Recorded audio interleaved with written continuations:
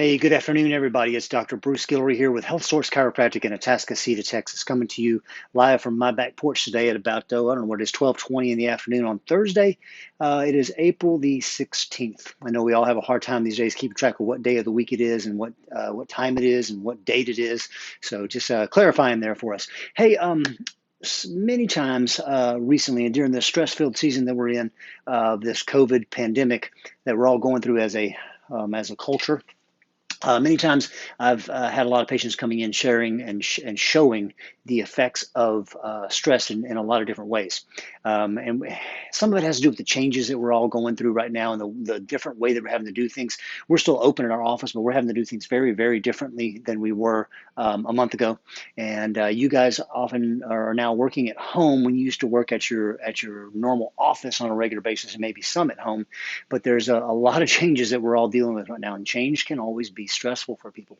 Um, Multiple of my patients have come in recently complaining of increased neck or back pain that they believe is related to, and I believe it too, that they believe is related to having to work from home now.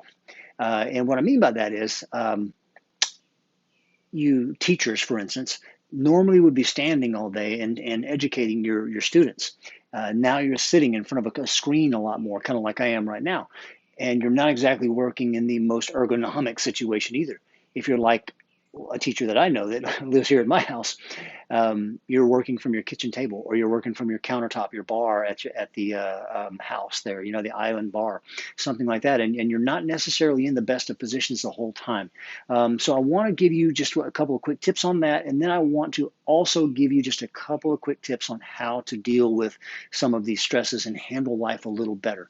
First of all, if you are an educator right now and doing so much from home to stay connected with our kids, man, thank you guys from the bottom of my heart. You guys are holding communities together, and I can't say enough about that. So thank you so much.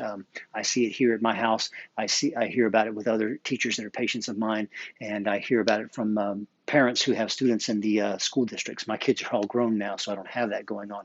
So I want to point out to you a couple of things. There's two things that you can pay attention to in life. There's things that you can change and things you can't change. Right now, we cannot change the fact that we're going through COVID-19. Right now, we can't change the fact that our governments have limited us to staying home or working safe, as they call it here in Harris County.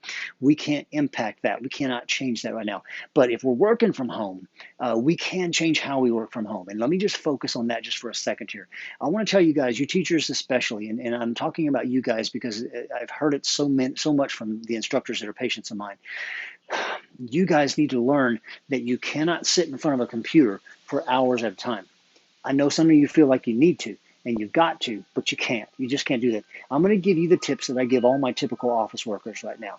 One, you probably have a smart device. Maybe it's an Apple Watch, or maybe it's a smartphone like I'm speaking to you on right now. I don't know. You've got some kind of smart device around you in some way.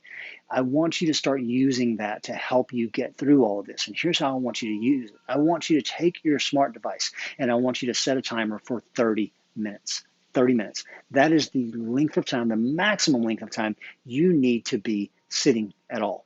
Then you've got to get up and you've got to move. You've got to move somehow or another. What do you mean move? You may be asking.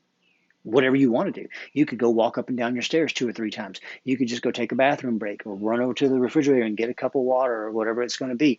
You could actually stand up and do a handful of squats, 2, 3, 4, 5, 10, 20 squats, whatever you're comfortable doing. You could say, you know what, I'm going to go just for a quick walk around the block when the weather's like it is here right now, which is really just beautiful. So if you're in Southeast Texas right now, please, please, please get out and enjoy this weather while we can. But you've got to move. You could get up and you could do some just twisting at the waist to stretch things out. You could roll your head and neck around several times and then go the other way too, just to loosen things up. You could do shoulder rolls like this and roll them backwards. You've got to move your body.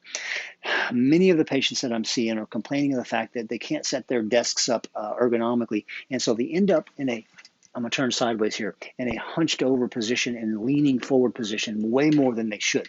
And I want you to understand that that is not healthy for you, and that will begin to create neck and back problems for you. So you've got to get up and move. Here's the other thing too. Your joints are not designed to sit still for any length of time. So when you are sitting still for too long, those joints are going to begin to stiffen up, especially the older you are. Some of us are slightly beyond middle age these days, and staying still for any length of time just stiffens us up big time. So please set those timers for 30 minutes and get up and get moving. Do some kind of exercise. There are postural exercises you can do. One of my favorite ones to teach people is to do what we call a W, where you put your arms and your hands kind of like this. You can see that arm there. You can see that arm there. And then I squeeze my shoulder blades together back here and I hold that for a count of 30 seconds and then just relax it. And then you can do the same thing by making a T with your arms, where you can see my arms are out this way. See that?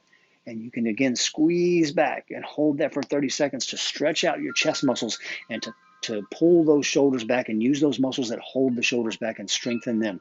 That's just two really simple, quick exercises you can do. Remember to never do exercises that are causing you any kind of sharp pain, though. Please don't do that at all.